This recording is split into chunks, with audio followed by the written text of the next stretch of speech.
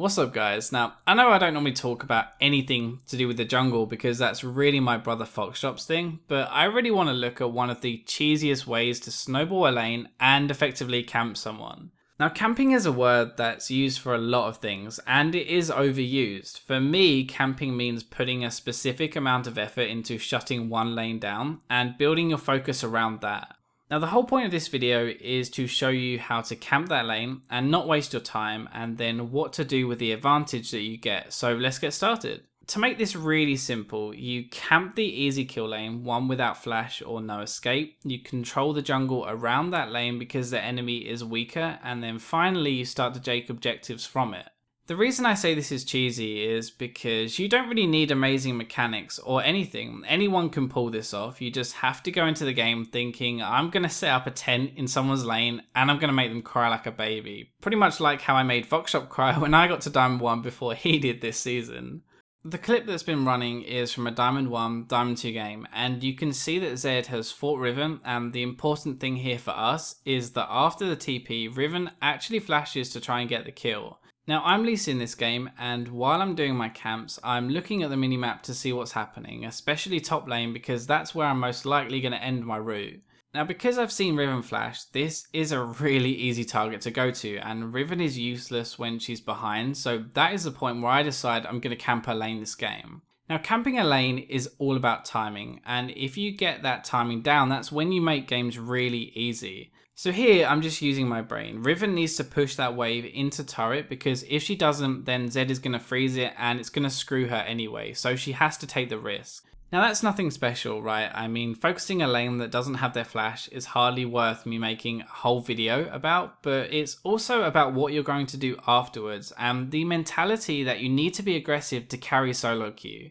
Now some people honestly just don't think about it, and some are like, well, okay, I'm just going to do this jungle camp and then I'll come, and they constantly just keep farming and keep saying they're going to come in a minute and in another minute, when really this is the cheesiest way of hardly needing any mechanics and still winning games. Now this is skip forward a little bit to the second buff rotation, and because I've made Riven pretty weak, I can safely invade the Elise and take her red buff, because if a fight does break out, then Riven can't really do anything. Now there are three things here that I'm looking at. So the first is the state of top lane, where you can see that Zed has pretty good control, and I'm actually duo with my mid laner here and have told him to push, so I decide that I am going to go for the invade. The third thing that I'm looking for is Elise, and I actually see her on a ward bot lane, so that means that it's my cue just to stop hanging around looking for her and go straight for the buff. Let's speed this up a little bit, and I'm feeling a little bit tired. I think I need to go take a nap in my tent, so I'm going to go back up to the top lane, and I do pick up a lucky kill here after a flash, and this is where we kind of turn it into the objectives. Camping a lane is really about winning the game from that focus on that lane. I mean, it's all nice me killing Riven a ton, but if we don't get any objectives from it, then there's not really any game-changing effect. I said part of this snowball at the start is controlling the jungle, and that comes a lot from warding, and these are the spots that I warded that game. This ward here is the most common route into the jungle, so it's the most common ward that I'll be placing because it lets me know where Elise is and if she's topside, and gives me way more freedom to do what I like. And this second ward here provides a safety net in case she comes from base. Now if you only have one, then you place it in the first spot obviously, but the two of them together mean that Zed is completely safe, and there's no way that Elise can undo the work that I've been doing to put Riven behind.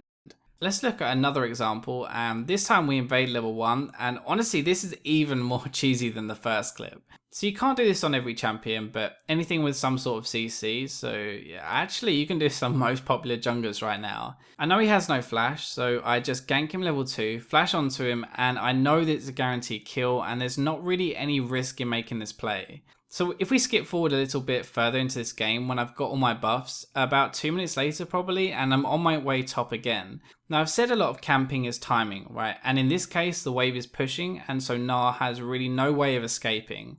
If this was pushing into him instead, then it becomes more of a waste of my time, or more of a risk of being a waste of my time, because I'm unlikely to get anything. So instead I use that time before to farm, and then I come after.